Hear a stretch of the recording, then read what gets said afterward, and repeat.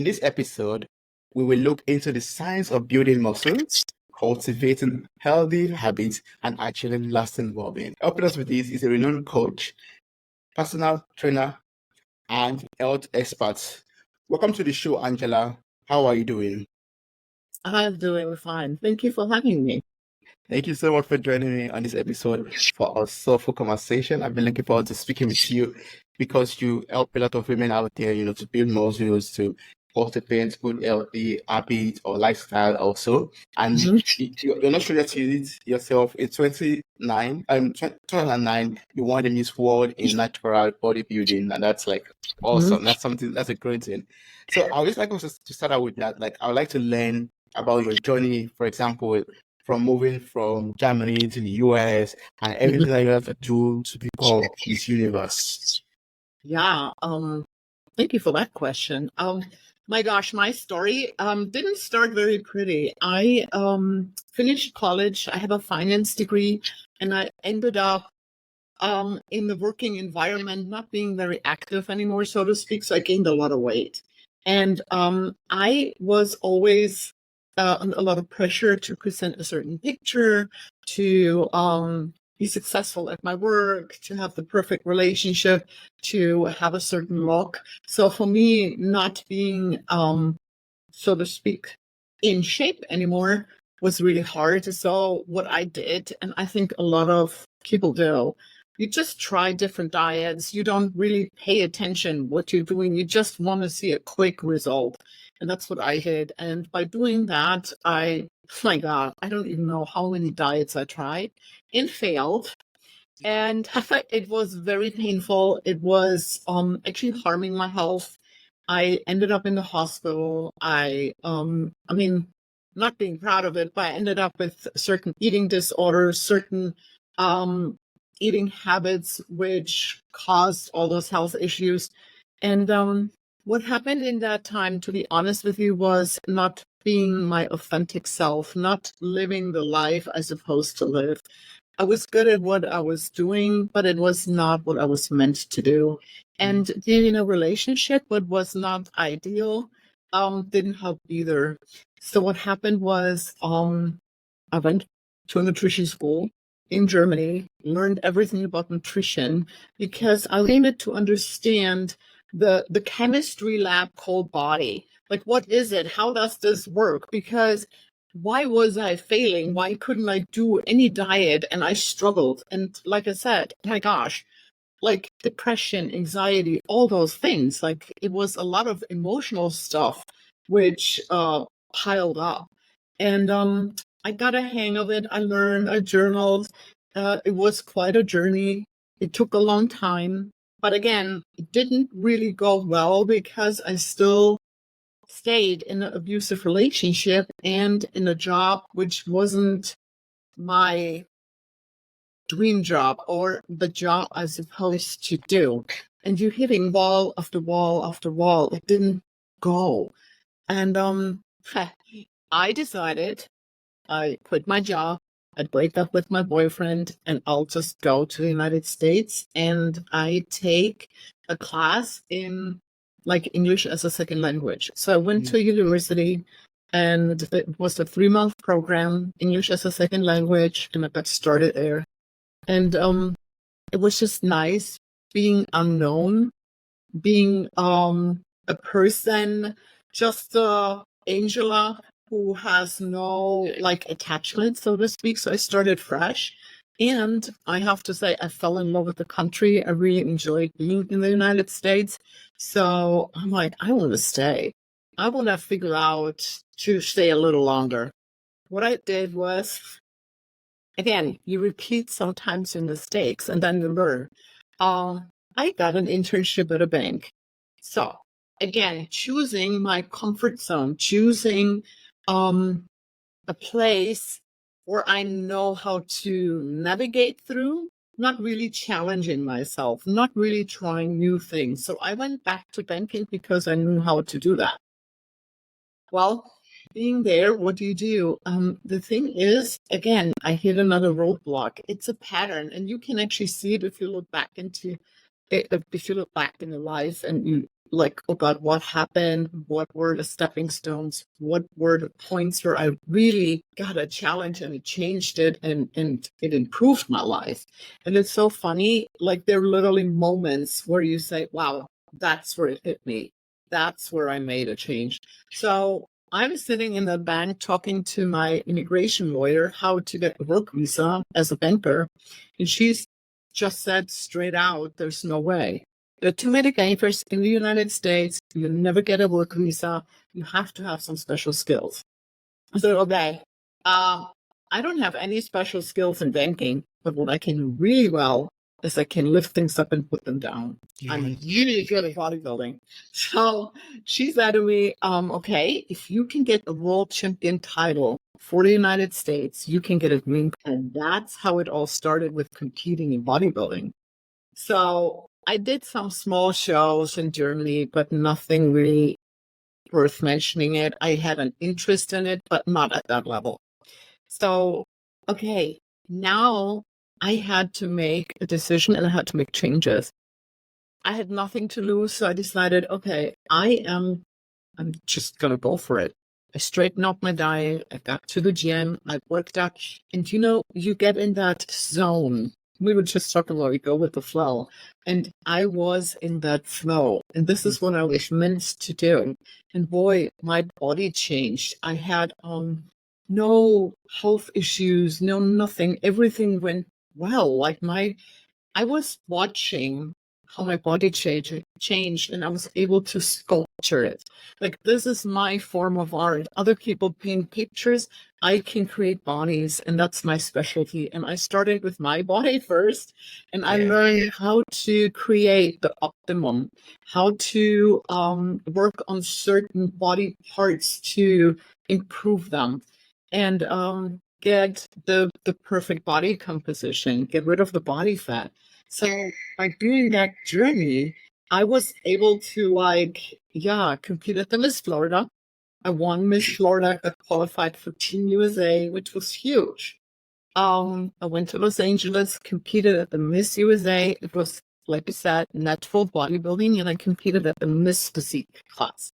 So yeah, I won Miss USA. And then, of course, I was qualified for Miss Universe. And at that moment, it was very important to me to actually make the United States proud because I had that opportunity where I was able to make all those changes. And yeah, so I competed at Miss Universe, won Miss Universe. And from there on, it was like that moment, getting that trophy where I said, okay, I'm done with being a banker. It's time to change. And then I got, to be honest with you, that moment too, when I think about it, people ask me all the time, was that the happiest moment in your life? And I would say no. I felt relieved. The happiest moment was the journey getting there. The moments of training and seeing how I improved and getting from one step to the next. That was my happy place. Actually, the getting there, the journey. So anyway, then I became a personal trainer, started from scratch. I had no business, no nothing. And I just, spent hours and hours and hours at different gyms, training different people. I trained, oh my God, thousands of, got into health coaching because I saw the need of providing a complete package. It's not only the workout, you keep out exercise, the bad diet. So I was getting my health coach degree and started my own company. And that's when I started providing services where I looked at the nutrition, I looked at the lifestyle, stress management, and the workout. And that's where I was able to actually change with lives. And yeah, that's what I do now. That's so beautiful. Thank you so much for sharing that. I really appreciate you taking us on that journey from how you started to where you are right now. One thing that stood out to me was about, I think the challenge that we all face, like falling back to old patterns. And if we're not able to break those patterns, we won't be able to see the changes that we want to see in our lives. And I really appreciate you, highlighting that and pointing that out to us. Yeah. because sometimes we struggle with different situations in our lives, maybe with eating habits or with whatever, and if we're not able to find the root cause of this issue, break the pattern that leads to that, we'll just end up still struggling, and maybe some health issues like you shared in your story could come up again that could affect our lives basically. Oh yeah. And the thing is too, it's interesting. People ask me if I have fear doing it, making changes. And of course, it's scary. Yes, and I do have a lot of fears. But where I saw the improvement was not seeing fear as a bad thing, seeing fear as a good thing, because that tells me it's something which challenges me, and that's what I need to do to get better. So when I feel fear, I get actually excited, and I'll just take fear on the back seat and I'll do it anyway. But I do have fears. Yeah, and that sounds cool. Yeah, I'm talking about fear. Like you becoming Miss Universe in natural bodybuilding. How was that journey like for you? What obstacles did you have to face? What fear did you have to overcome to really get to that point where you won? Oh my gosh! So when you hear you need to win a world champion title, that is overwhelming. And yeah, you can get anxious, and you feel like overwhelmed. Where how do I even start? And what I learned in my journey, how to handle those things, is to break it down in smaller goals. And Tristan, sometimes I have days, I'm not kidding you, with dieting and exercise, you get tired and you get to the limit what you're made out of. And I had days where I said, okay, you can do today, just today. Today you can do the diet. Today you can do the workout. What I'm going to do tomorrow, I don't know. Maybe I will eat a pizza, or I won't go to the gym tomorrow. But today, that one day you can do. That's what I told myself. And guess what? I woke up the next day and it was today again. And again. And again. There is no tomorrow. It's always today. And follow me on that one. So I had a string of good todays. And all of a sudden it was weeks and months. And there was the first bodybuilding show. So, yeah, I broke that down in smaller steps and goals. And that helped me to get there. The other challenge was at that point, I did an internship, as I said, and I didn't make a lot of money. So I had no money whatsoever. And the interesting thing is, you can always make it work. And money always comes. It was a very fascinating journey where I was like, okay, how do I get a flight ticket, or how do I make it happen to get like the food I need or something? And it always worked out.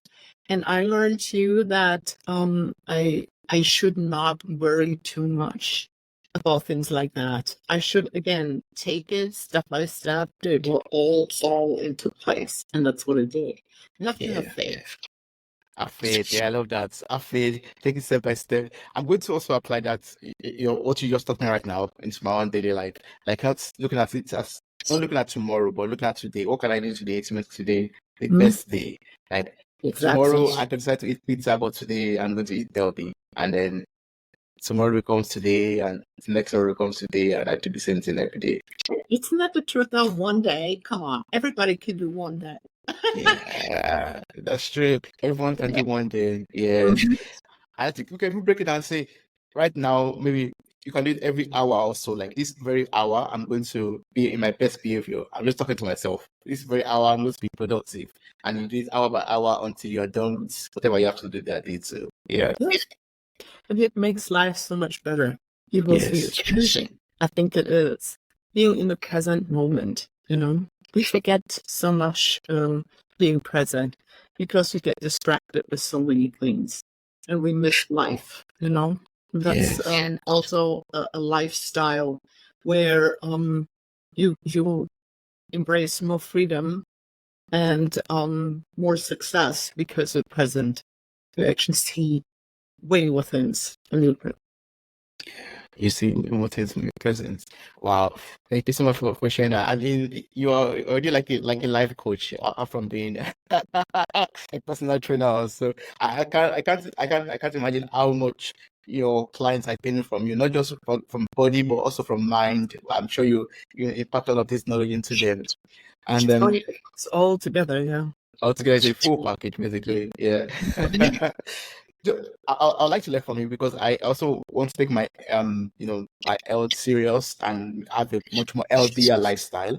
So from you as a bodybuilder and someone who helps other people out there, what can I do to build healthy muscles? And what are the habits, what are the things, what are the food I'm meant to eat? How am I supposed to live my life so I can build healthy muscles and also a healthy lifestyle in general?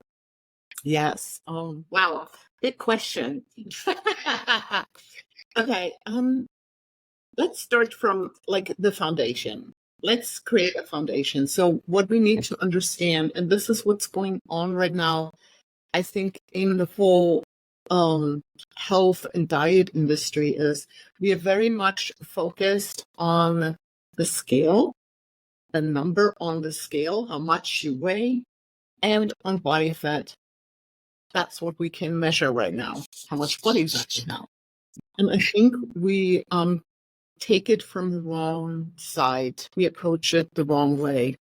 You need to focus on healthy muscle tissue.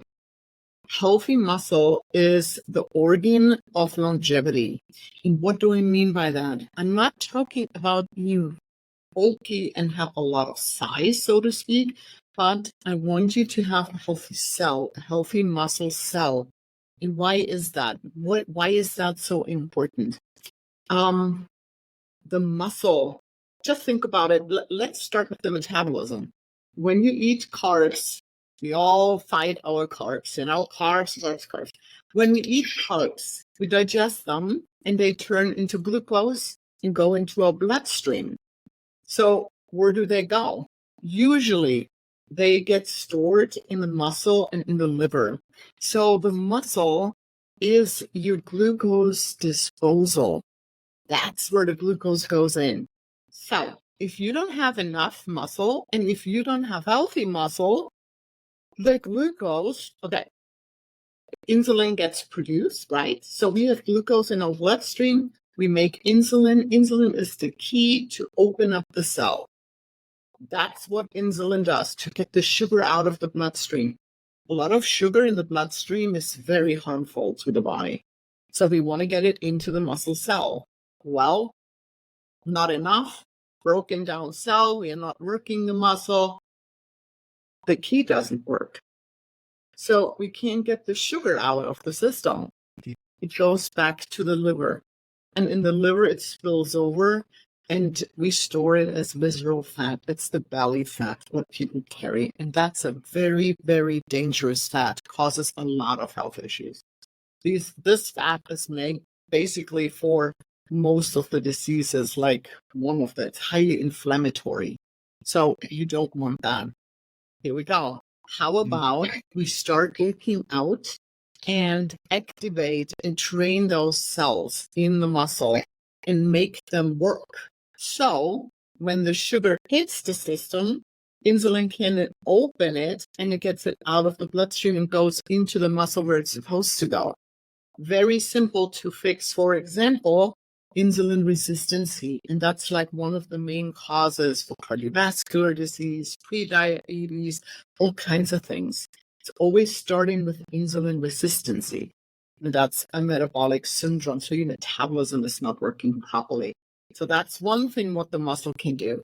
The muscle also communicates with your endocrine system. So with all your hormones, with your testosterone, progesterone, estrogen, with your thyroid, with your adrenal system, cortisol. We all know, oh my gosh, adrenal fatigue, we are burned out, cortisol, and then we treat that. But this is not the problem. The problem is that you are not having a healthy muscle, what can communicate with your adrenal system, and then you get more stress. The other thing too, healthy muscle is heavy. So you have to carry that muscle. So your skeleton bones, like your skeleton, the bones need to be stronger. So you prevent osteoporosis, which is huge, for example, in women. Men decline with hormones and bone density linear. It goes slow down as they age. So they feel it in their 60s, 70s. Women tank, stay stagnant, tank, stay stagnant. So it's a little bit different, but the end result is the same. And you just an example, women in the menopause actually lose a third of their bone density because they've lost the estrogen. It's a big jump for women. Men a little bit different, same thing, just not as extreme. And by training the muscle and having heavy muscle, like dense, healthy tissue, oh my God, the bones stay stronger. Another thing too, it improves cognitive function and it improves the immune system. The muscle basically communicates with every system in your body. So why wouldn't you train that, So when you have healthy muscle tissue, your metabolism goes, the immune system is stronger, you have better cognitive function, the hormones are balanced. And that's like a complete package of health and longevity. So here you go. That's like one of the keys, and people don't understand it. They like to go to medication, or they don't even get the advice to start strength training. That's a big problem. Same thing with body composition. If you want to get rid of body fat, you need to train the muscle to get the metabolism going. Yeah. Wow, thanks for sharing that. Yeah. That's a lot of information. Yeah, it's a lot. I mean, it's a lot, but these are very vital things. Like, I was imagining already, I'll be, how to train my body or so that the insulin can, send the carbs to the right places, basically. So, what are like some workouts I want to do, to easily build the muscles the healthy way? Mhm. So, if you never worked out, and this is, people have the misconception that they need to spend hours and hours and hours at the gym. And that's really not the case. You can actually get really good in shape at home with some dumbbells and short workouts. They just have to be efficient. So depending on what level you are, to be honest with you, if you can do a total body workout with a weight you can handle so you have proper form, it's a great start. And if you can do it 2 or 3 times per week, amazing. If you can up it so you can do it 5 times a week, even better. You should move daily. Get out, walk, run, cycle, and do the strength training. You know what I'm saying? But pace yourself. And the important thing is too, if you never worked out, you have to create the neural pathways, meaning muscle-mind connection. You need to train or understand when you work your bicep, that you should feel it in your bicep. So the brain needs to connect to that muscle group. And that's a learning curve, and it takes some people longer. I have clients where I go very gentle the first 4 months. I have other clients, they learn very quickly and they can improve in 2 weeks. The important thing though, when you start with weights, you always want to cook less. You always want to be better than you were yesterday. So you want to improve whatever you do. And if it's just one more repetition, or if it's just one more set, or if you grab like 1 kilo or 1 pound of more weight for one exercise, it's an improvement. You want to progress, you want to challenge the body so the body can adapt and you get all the benefits. Oh, awesome. It's like what you said earlier, taking baby steps, basically. Like one more rep. Yeah, one more set. Yeah. Yeah, and you want to prevent injury. You do not want an injury. You want to actually live a long life, healthy life. Yeah, you don't want to kill yourself during it. Yeah, exactly. I mean, the healthy muscles are supposed to be the key to longevity and not a key to killing ourselves. Yeah. hmm You know what's also fascinating, and this is such a beautiful sport. If you talk about bodybuilding and strength training, you can start at any age. It's never too late, and the muscle will always respond to the input you give it. No matter, it doesn't matter. So there is never a too late. No, the earlier you start, the better, because, and this is very important to know, in your 30s, sarcopenia already starts. And sarcopenia is the loss of muscle.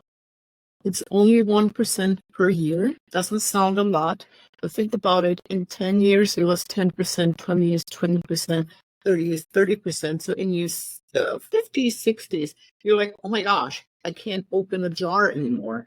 Oh my gosh, it's hard to get up the stairs. And you lose life quality. And to prevent that, the earlier you start, the better. But no matter what, if you start in your 60s or 70s or 80s, good. It's great. It helps. My oldest client is 92, by the way. 92. Wow. Yeah. That's quite Very big lady. wow, that's impressive. So Yeah. it's never too late to start. Yeah. Mhm. But some had this asking right now, Angela, like how soon will I start seeing results? Like if I start working out today, how soon can I start seeing the effect of the results in my body? Mhm. Now, I always recommend to be patient, depending on how much you can handle. And depending on how well you put your diet and your exercise program together, the faster you see results. And that's where I come into play, because I will optimize it for you. So we see faster results. I have clients, they see results in like a month. I have clients who see results, but for example, some people lose body fat just faster depending on where they're coming from, if they're from a higher number, if they don't have to lose that much weight, how their metabolism is. So everybody is very different. When you have a healthy metabolism, it goes very quickly. Awesome. That's good. Healthy metabolism. So do you help your clients also to understand all of these factors that, play a Yes. role into their okay.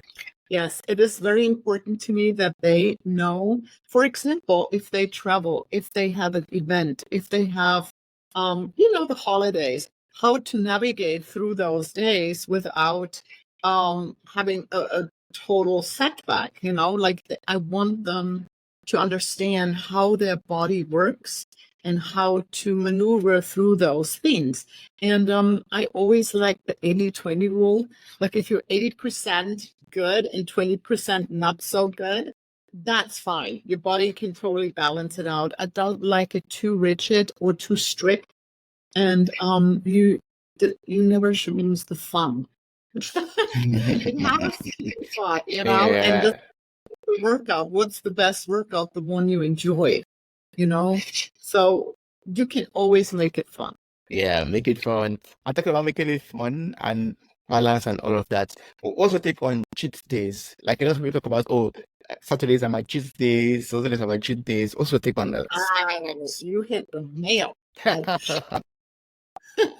So, okay, to be honest, I don't like cheat days. Okay. I didn't like the word cheat day because I'm not a cheater, so why would I do a cheat day?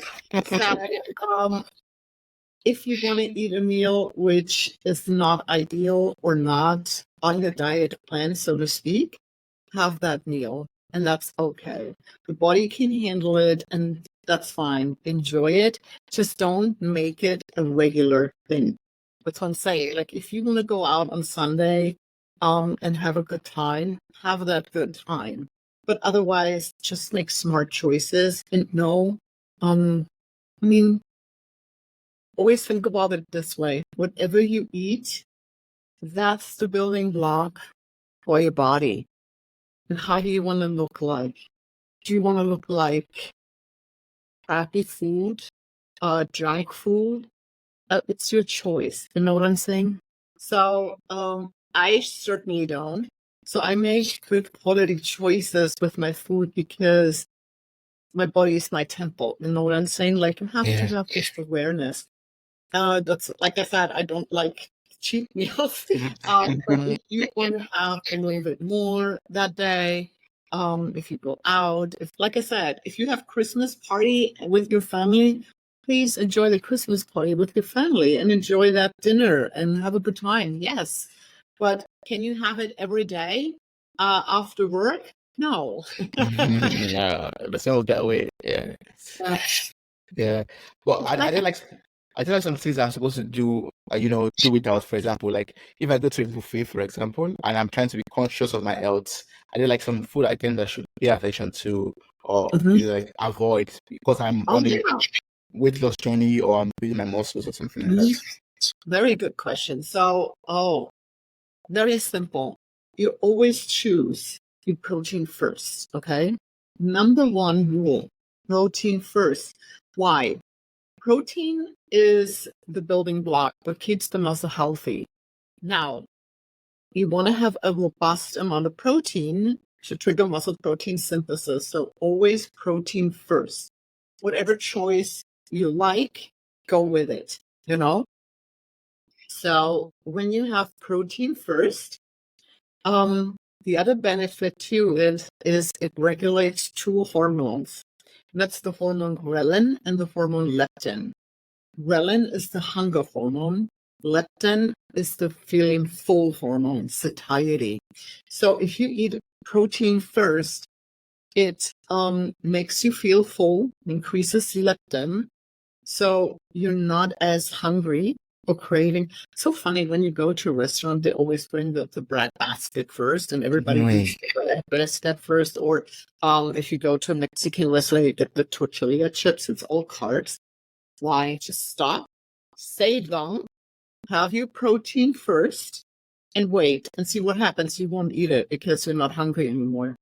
The next thing you put on your plate is a lot of fiber. You want to have the fiber on your plate. So that's all the non-starchy vegetables. Load it up. So have your protein first, then the fiber, and then healthy fats. Like avocado, you can do healthy nuts and seeds and stuff like that. You want to have the omega-3 fatty acids, like the DHA and EPA, because it's anti-inflammatory and it helps you to just heal the body. It's a very good energy source as well. And it doesn't start cravings. You want to reduce the craving. Yeah. Protein first. Protein first. Yeah. Yep, protein first. Anytime I'm eating right now, that's what I was thinking in my head. Protein first, protein first, protein first. And Huge. fibers. You'll see Yeah. a big change. Yeah.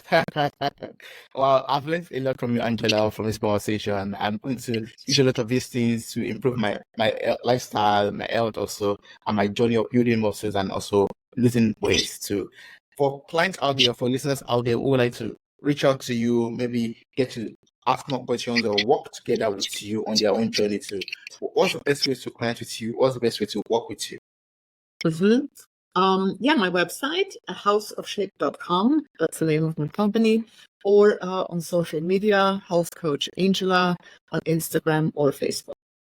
Awesome. And let's place the link to your website in the show notes of this episode. So I encourage everyone out there to click on the link, copy the link, and reach out to you and just, get across to you also on all social media platforms. You post a lot of useful tips and things that people could use even on their journey.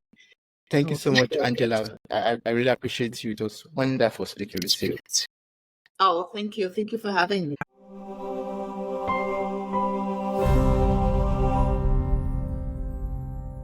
Hey there, podcast enthusiasts.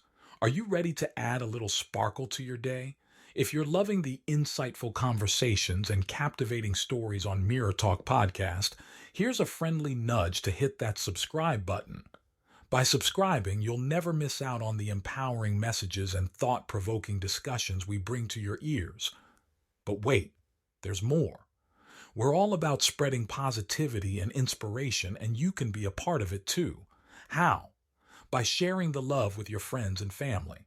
Share this episode with your loved ones, and let's create a ripple effect of empowerment and growth together. And hey, if you've been enjoying what you hear, why not take a moment to leave us a glowing 5-star review? Your feedback fuels our passion to keep delivering content that resonates with you.